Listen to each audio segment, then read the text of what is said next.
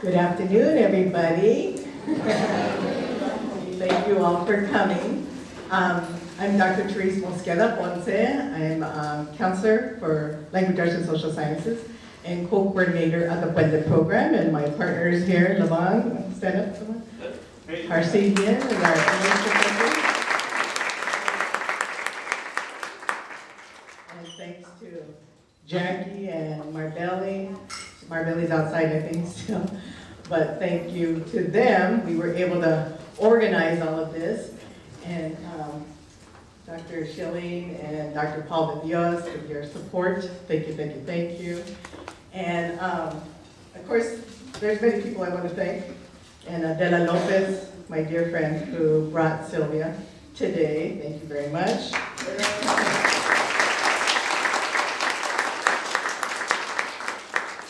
And she's from Los Amigos, from the Education Department. And Manuel Baca, my friend since 1973.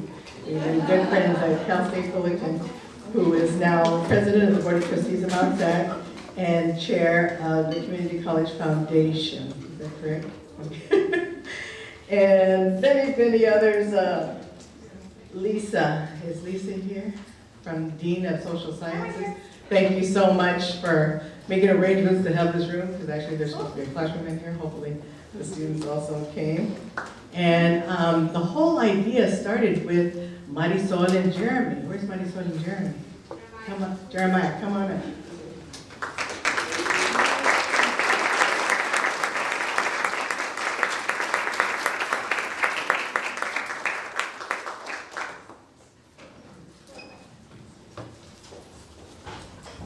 Hi, my name is Jeremiah. I'm the executive secretary of our student government here on campus. I just wanted to thank Dr. P and her team for hosting this event for us. It was pretty much we've been setting this up for maybe about a year now. I just want to thank Dr. Mendez for coming today, and I'll pass this off to Marisol.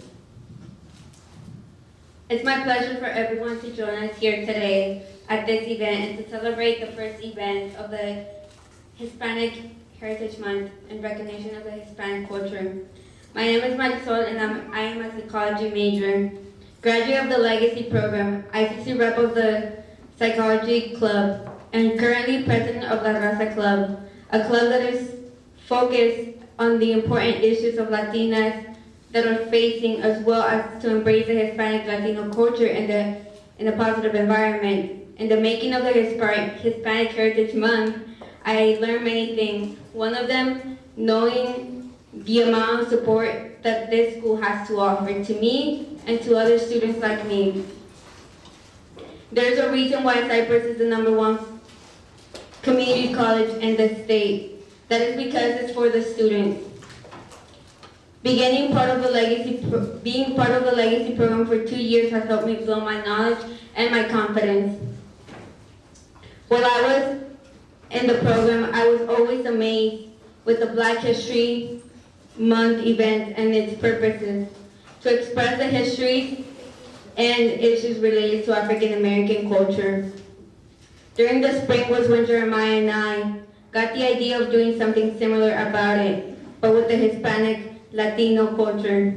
That is when we started planning and we reached out to staff members of the school, clubs, organizations, as well as professors such as Dr. Ponce, Professor Rhymes, Professor Maha, the dance professor, right?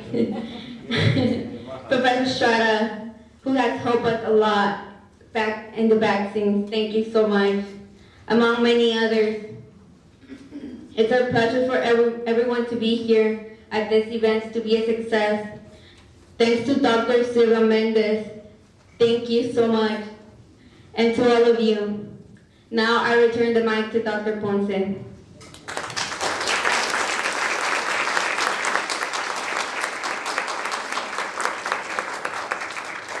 see some other wonderful people who have come in to help today too. And dear friends of mine, Dr. Kay and Mel Bruce, where you have their friends right there. They're very strong supporters of Puente. I want to just take a couple minutes to explain what is the Puente program, because we've been here for 23 years, and I still hear people saying, what is Puente? I don't speak Spanish. I said, no, it's an English program. It started back in 1981 up north at a college called Chabot College, where Felix Galaviz, who was hired as the Mexican-American counselor, that was his title, Mexican-American counselor, was hired to recruit Mexican-American students to go to college. So he did. He recruited in the area.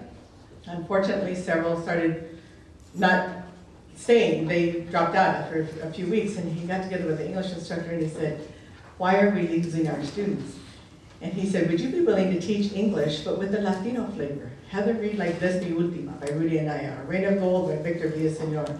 Let him be in the classroom, kind of like a sounding board, motivator, that type thing. Give each student a mentor, somebody who's already a professional in the field they want to go into. Let them become their big brother, big sister for a year, visit their job site, interview them, etc. And at that time, and to this day, it's open to all students. You don't have to be Latino. It's for all students who want to improve in their English. And the only requirement is that they start off with English 60, and then you stay with the same cohort and go on to English 100. At that time, in 1981, only 3% Latinos were transferring, and that's why this program got started. But as a result of the project, 66% transferred to the university.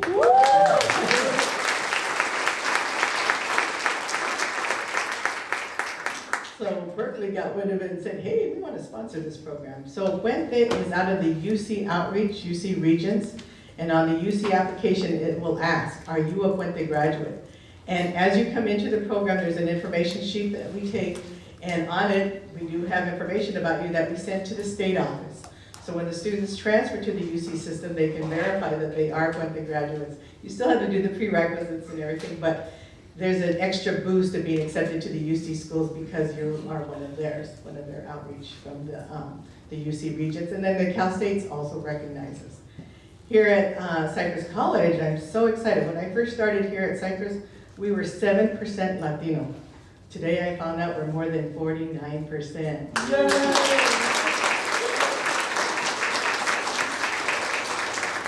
I'm really excited about it, and Marbelli just came in. She's so wonderful. Letter said she and Jackie are my team here that help us stand up to get this together today. And they're mentors in the program. And now I'm so excited. I mean, we've always had wonderful presidents, but our president this year, I'm really excited about Dr. Joanna Schilling. She's been very supportive.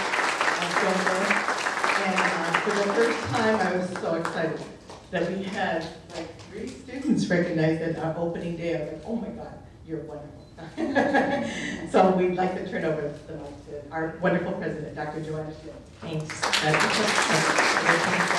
Actually, it's our students who are the wonderful ones. So Shakespeare said that some are born great, some achieve greatness, and some have greatness thrust upon them. Anyone know what play that's from? Oh, come on. Well, I Googled it, so I know now. It's actually Twelfth Night. But I thought that quote was appropriate for our speaker that we're going to hear tonight. And I, with due respect to Shakespeare, I also want to add that true greatness are those who have the courage to accept the responsibilities of greatness. And I think that our speaker this evening, Ms. Mendez, fits all of those requirements. It is a true honor for us to have her with us today. And I would say that if there was any regret that I had in my college years, it was that I didn't take advantage enough of the speakers that came to our campus. You know, often when you're a student, you always think there's other things you need to do. It's not always studying.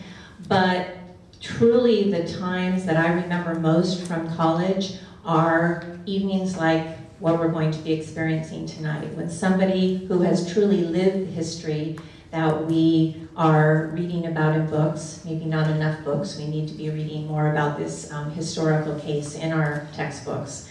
But it is truly amazing when we have the opportunity to have history be presented to us and be with us. I also want to thank our Puente program, Dr. P for her passion, not only in leading our Puente program, but for making sure that we have evenings like this. I really want to thank Jeremiah and Marisol for your leadership. I understand it's your persistence that held us accountable to make sure that we brought speakers here to our campus. And I'm just so hopeful when I look around and I see the students that are here tonight, because you are our future. You are going to be the next Sylvia Mendez. You are going to be the people to make sure that social justice is for everyone. And we still aren't there. We are still not there. So without taking more time from our speaker, I don't know, am I introducing Ms. Mendez? I'm your last speaker before Ms. Mendez. So it's my great pleasure to welcome Sylvia Mendez to the podium. Thank you, Sylvia.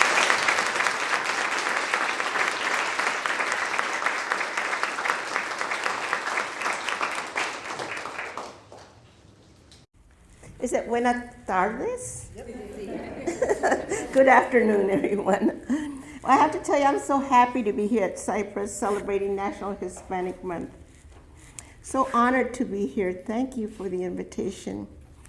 And I have to confess, it was in this college over 20 years ago when I first started going around talking about Mendez that I was accepted here, and it was your professors at that time, Enriqueta Ramos used to be here, and she's the one that invited me, and there were others, and they're the ones that helped me, because at the time, I don't know if you know my life story, I was a nurse for 33 years, a registered nurse, and at the time when my mother asked me to go around and start talking about Mendez versus Westminster, I said, Mother, I can't do this, I'm a nurse. I say, open your mouth, I'm gonna give you a pill. Or turn around and give you a shot. No, Sylvia, you have to go out there and start talking about this historical event. And it was here that your professors helped me, because I was trying to write a letter, and then one of your professors helped me write that letter that I sent to all the colleges saying, I am Sylvia Mendez, the daughter of Gonzalo and Felicitas Mendez, and I have a story, which is history of California, that I will come and talk to you about it. And it was your professors at this college that helped me draft that letter that I sent to all the colleges. And once I drafted, I sent it to all the colleges, and I started getting invited to the universities to speak. So yes, I'm very proud to be here at this wonderful college of yours. Thank you so much. And well, I have to tell you, I'm so happy. Finally, my dreams have come true. That Mendez is finally being recognized for the historical impact it had on all of us, the integration of public schools. And it's been a long, long time, as I have spoken about. And now we're trying to build a memorial not far from here. It's in Westminster. Do you all know where Westminster is? It's just like maybe 10 miles south, around here, from here, to celebrate the Mendez versus Westminster. Yes, I'm so proud to be the daughter of Gonzalo and Felicitas Mendez, and to have the opportunity to keep my promise to my mother. She was on hospice care already, and I had been a nurse for 33 years, and I retired to take care of her. And we'd be there sitting, and she'd be in the bed, and she said, Silvia, nadie sabe de este caso. No one knows about this case. Silvia, tienes que ir a hablar de este caso. You have to go and talk about this. It's history of California. It's history of the Latinos. And it was that day that I promised my mother that I would continue. And I have been going around the country now for 20 years talking about it. And I was just in New Jersey and speaking to the Prudential insurance people. And it was a room full, like 500. I said, have you ever anybody, raise your hand if anybody's heard about Mendez. No one raised their hand. So this story is an untold story, and it was, and we would like to have it written in the school books. We did try to get it into the school books, and at the time it passed nonpartisan in the state, in the Senate here in California. But we had a governor at that time that decided that it wasn't important, and he vetoed it. So we went back to the curriculum committee, and they put it in the framework. We wanted it in the standards. We wanted it to be taught when they say Brown versus Board of Education. We wanted a little note, just a little sentence that said Mendez versus Westminster, first case to integrate, that integrated California. So I am so happy that we're finally do have it in the framework here in California. Most of California knows about Mendez versus Westminster. And it has not been easy going around the country talking about this important part Latinos have played. And at first no one believed me that Mendez versus Westminster was the first case to integrate California. And as you all know, Mendez is all about the struggle for equal education and for basic human rights. A case that caused the integration of public schools in California, cities and counties across the Southwest to end the practice of segregation, and it set the stage for Brown versus Board of Education. Now that was another fight. No one believed it. But we have another video, that you're not gonna see that video today, but we have another video where Carter's saying, yes, we used everything from Mendez to fight Brown versus the Board of Education. So it is a proven fact. So the case was not fought by one family or one group, but by hundreds of people. And this is what I tell students when I go and speak. If you decide to fight for justice, people will join you. People of all nationalities will join you, just like they did in Mendez versus Westminster.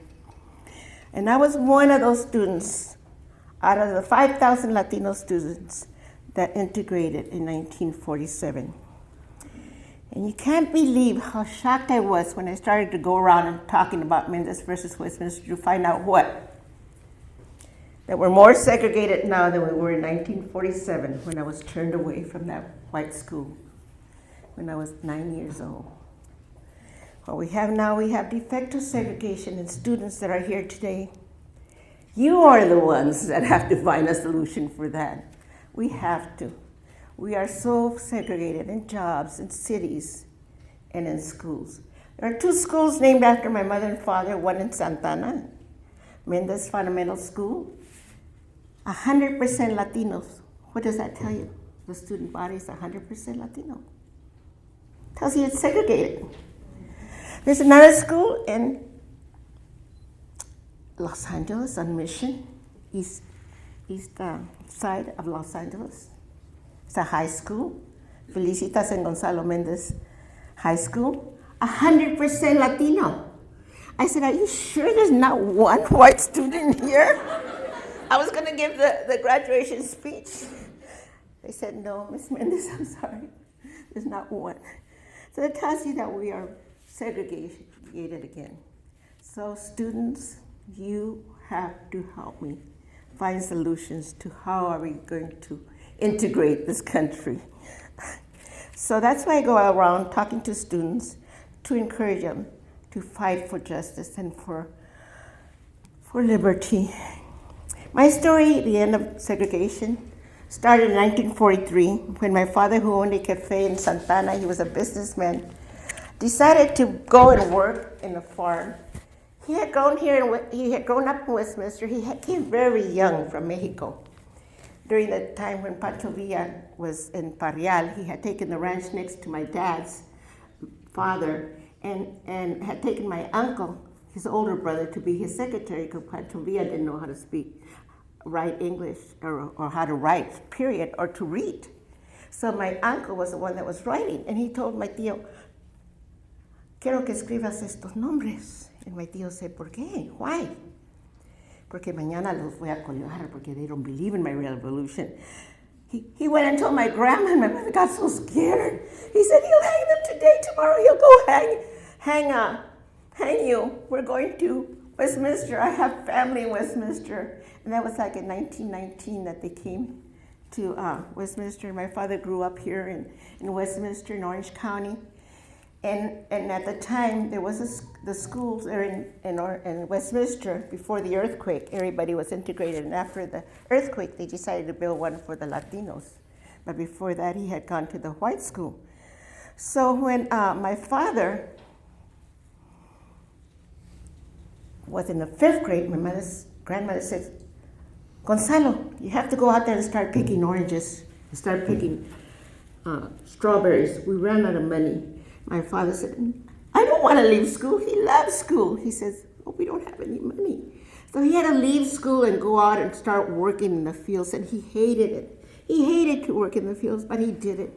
And he did, and he made a lot of money in the fields, and he bought a cantina, he bought this cafe in Santana, and he was making a lot of money in the cafe. It was during the war.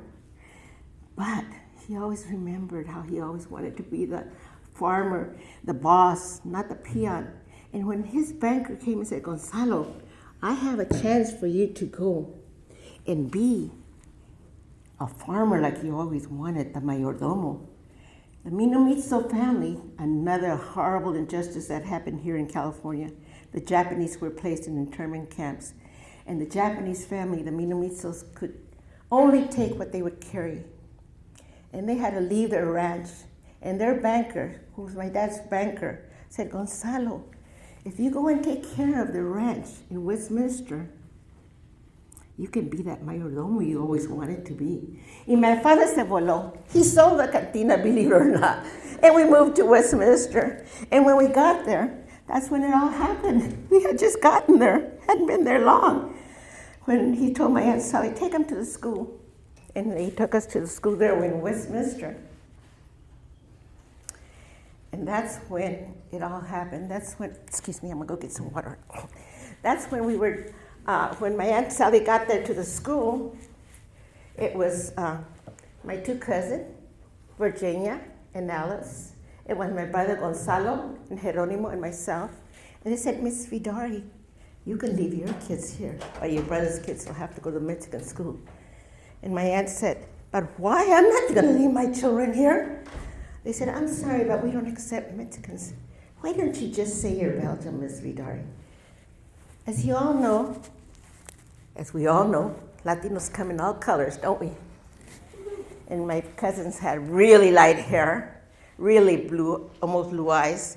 And they said, just say you're Belgian and you can leave your children here. I said, I'm not leaving my children here. If you're not going to take my brother's children, I'm not leaving them here. And she gathered us all up. I was only 8 years at that time. I only remember that I had gotten a new dress, new shoes, and I was all excited to go to school. And all of a sudden we go home and she's telling my dad, Gonzalo, que no sabes lo que pasó? You can't believe what happened. They won't allow your children there. Oh, Missy. Oh, Sally, he used to call her Soledad. You can't believe they won't allow your children there? No. He said, I'll go speak to the principal tomorrow. There's been a mistake. So he went the next day and he spoke to the principal. He says, I'm sorry, but we live right here, right next to this farm, to this school. Why aren't you allowing my children here? And they said, I'm sorry, but we have 2 schools now in Westminster. One for the Latinos, and they'll have to go to the Mexican school. And my dad got so upset he couldn't believe it. So he went to the superintendent of schools, and that's when he found out from Orange County, the superintendent of schools in Orange County, that in Orange County they had 4 cities, Garden Grove, Santana, Westminster, and El Modena, that had decided to place the Mexicans in different schools. And they had different schools for them, and they were not going to change their mind.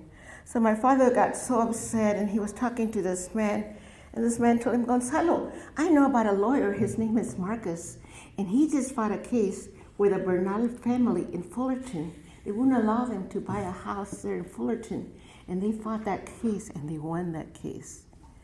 And he also fought a case in Riverside where they wouldn't allow the Latinos to go into the public parks. Public parks. Can you believe we weren't allowed to go into public parks? And he won that case. Why don't you go hire him? And my father decided he would go hire him. And his name was David Marcus. And this man said, Gonzalo, let's not make this just about your children. Let's make it a class action suit. Let's make it for all the Latinos. And that's when my father, who had just moved to the ranch to become the mayordomo, did not become the mayordomo. My mother became the mayordomo of that farm. That's why the schools, and the 2 schools named after my father, have her name on it too. Because my father had to go around to all these cities and try to get the other families, the Guzmans, the Palomino, the Estrada, the Ramirez, to join them. in a class action suit, which they did.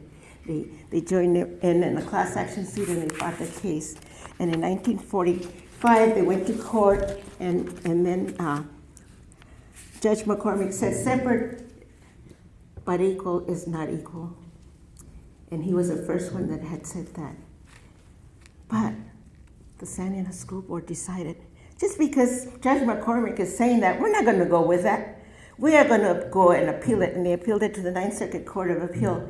And the Ninth Circuit Court of Appeal lasted until 1947. And finally, they did unanimously decide that separate was not equal. And we all entered into integrated schools here in Orange County. So it's been a long time, and it's been a long, hard struggle. But yes, California was the first state to be integrated. Woo-hoo. Isn't that wonderful? 7 years before the rest of the nation. And as we celebrate Hispanic History Month, we are so proud of these Latino families, Guzman, Palomino, Estrada, and Ramirez, that all fought at that time. And so many people don't even know about it. As I told you, I just went to New Jersey and nobody had heard about it.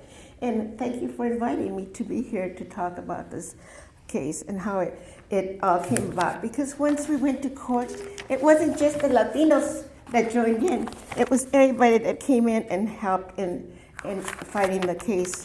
It was the Civil Liberty, the NAACP, the Jewish Congress, the National Lawyers Guild, the American Civil Liberty, and the Japanese American citizens. They all joined in and sent briefs in to fight Mendez versus Westminster. And then we had this wonderful governor at that time who had sent his attorney general to help in Mendez.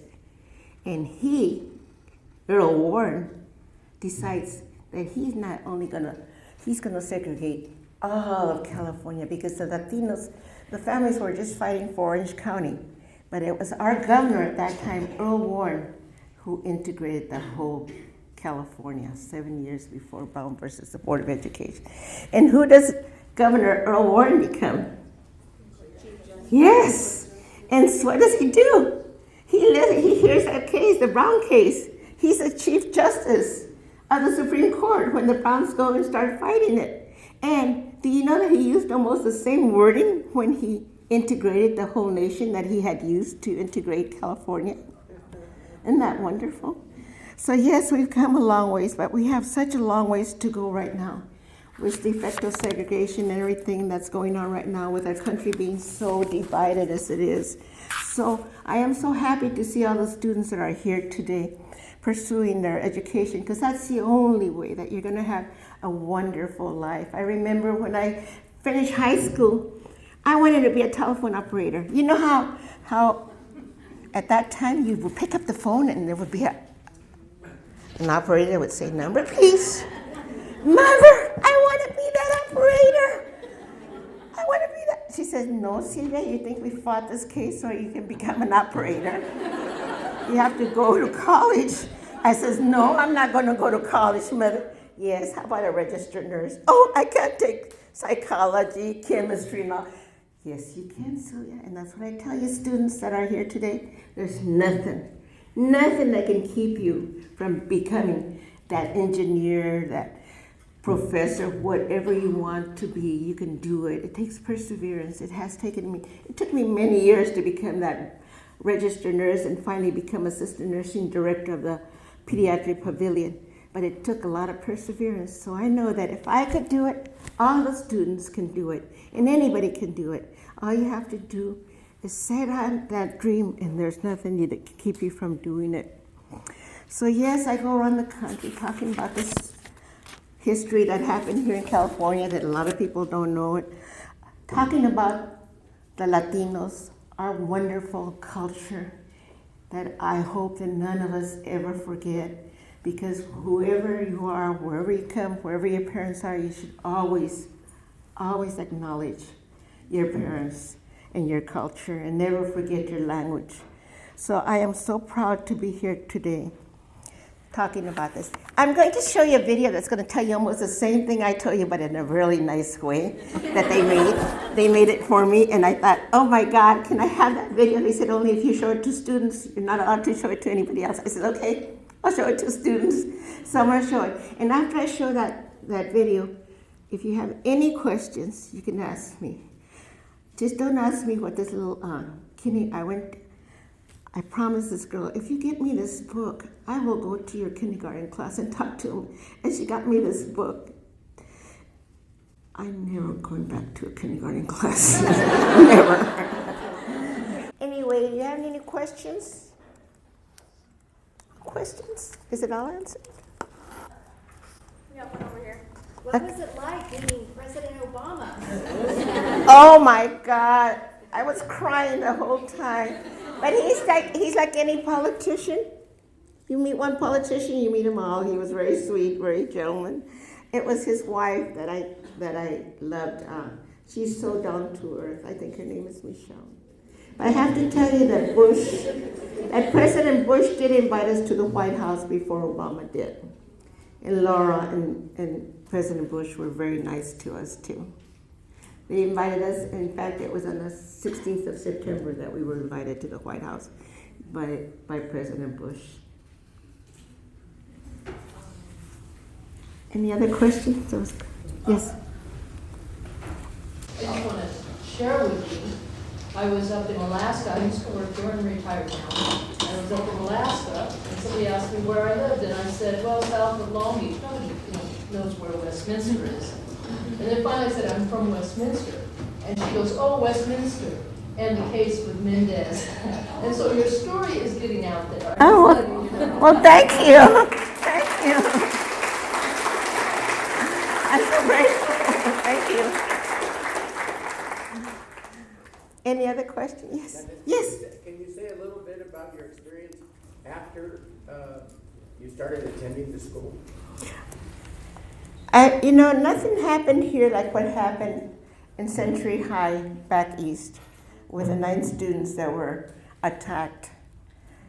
Our integration went very smoothly, and the teachers knew we were coming. And when we went to the first white school in Santa Ana, the teacher greeted me really nice and said, students, say hi to Sylvia. She's coming to our class, and everybody said, hi, Sylvia. And I said, oh, hi. I was so excited. All this time, I had gone to court every day, sitting in the front row, not knowing what they were fighting for. I thought they were fighting so I could have a playground, because the Mexican school was horrible. Remember, it had a wire with electricity on it. One day, a student threw the ball, and when she went to grab the ball, she grabbed a hold of that wire that had electricity, and there she was shaking like this till the teacher went and told the man that was in charge of the dairy, you have to turn off that electricity. One of our students is caught there. And that was in Westminster. That was the Hoover School that I had to go to. So when I went over there, and I was like, oh my God, all this time always thinking that I was going to get to go to that beautiful white school where the school bus would drop us off, pick us up on 18th Street in Westminster, drop us off in front of the school, and then Gonzalo, Geronimo, myself, and my cousins would have to walk into the barrio, into the Mexican school, because they were fighting the case and they weren't allowing us to go there. So all this time I would see that beautiful playground. Oh my God, they're fighting so I can have a swing and I can go to that playground. So I was so excited, never knowing exactly what they were fighting for. So when I go to that school, the teacher says, okay, everybody say hi. Everybody said hi. It wasn't until the school bell rang. The school bell rang and we went out to play. And it was the first time, after all this time, I was already 9 going on 10, when we got there in Santa Ana in 1947, that I go out there and this little white boy comes up, he said, ugh, oh, you're a Mexican, oh, what are you doing here? Who said you could come to this school? You won't believe what happened. I started crying. You don't belong, don't you know Mexicans are allowed in the school? And I started crying, and I go home. I says, Mother, I'm never going to go to that school. They don't want me in that school. Don't you know they don't want us in that school? She said, Sylvia, que no saben lo que estábamos peleando? Aren't you aware you were there every day in the front row? Yes, so we could go to that beautiful school. They have a playground. They have monkey bars in the swing. She said, no, Sylvia, That's not what we were fighting for. We were fighting because under God, we're all equal and we all deserve the same equality. That's what we were fighting for. And of course, you're going to go back to school. And of course, I went back to school. And what did I discover, students? I discovered that everybody's not born with hatred in their heart. Everybody's not born with bigotry. Because the next day, children were inviting us to their houses, to their birthday parties. And I grew up in an integrated schools in Orange County, and that's what I discovered. So yes, a lot of hard times when I would go and try and get a job, and I would speak English really good, and when I got there and they saw my colors, oh, I'm sorry, this job's taken. So prejudice persists to this day, and it will, students, but there's nothing that can keep you from persevering and getting your goal. You just have to go on and pursue whatever job you want, but first you have to get the education. And students that are here, remember, a bachelor's like a high school graduate, a high school now diploma, so you have to go on and get a PhD. Because can you believe that after 20 years, I've been going around and I asked the professors at the big universities, what's our percentage of PhD in the Latino community? Can you believe that after 20 years, we only have 1% of Latinos with a PhD? Can you believe that? And there's no reason for it. We have free education in the United States up to the 12th grade. And I can say that because as a nurse, I went to 72 countries and I've been to all 7 continents, and I know that this is the most wonderful country in the world, and we are so blessed to be here and to have that opportunity to get that education. So there's no reason why our Latino students are not getting that PhD and going on to college. You give me one question and I go on forever. Anyway, any other questions? Yes. I don't have a question. I just have like a comment, like something that I just want to say. First of all, I just want to say thank you so much for sharing your story and for like fighting for us and everything. Because I'm dark skinned too, so I'm pretty sure if I was like back then, I probably would have been through the same thing. So thank you so much, and I personally appreciate all of your hard work, and especially going through different places and sharing your story and letting other people know that it's not okay, and then that your parents fought for this, and it's a wonderful story that I think we should all appreciate. Well, thank you so much. Thank you. And as we celebrate this Hispanic Heritage Month, it's been so many Latino families that have fought, starting in the Lemon Grove incident here in California, onto the Bernal family that fought here in Puente because they couldn't get a house, and to Texas where the Cisneros had to go into the court. Right now we have so many organizations fighting because we're still segregated and in effect of segregation.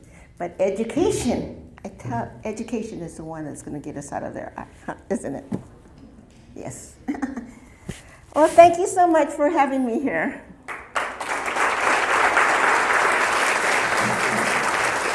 Thank you.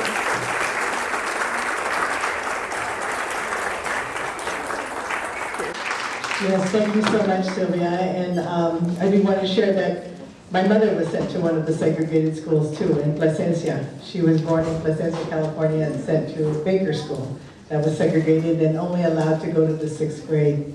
And so thanks to your father and the rest of the families then that supported. And I thank EOP. I say I'm EOP to PhD. If it weren't for the EOP program, I wouldn't have my PhD now. And also the Puente program. I'd like all the Puentistas to come forward that are here, because we have an award we want to give you.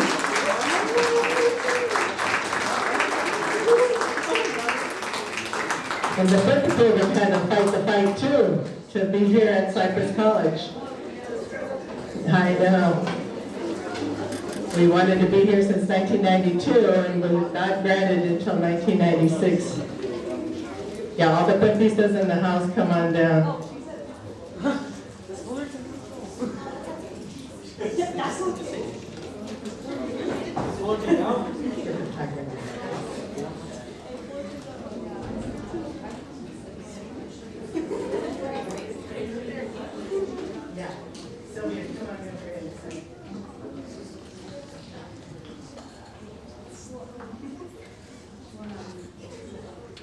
So this plaque, isn't it beautiful? It's an apple.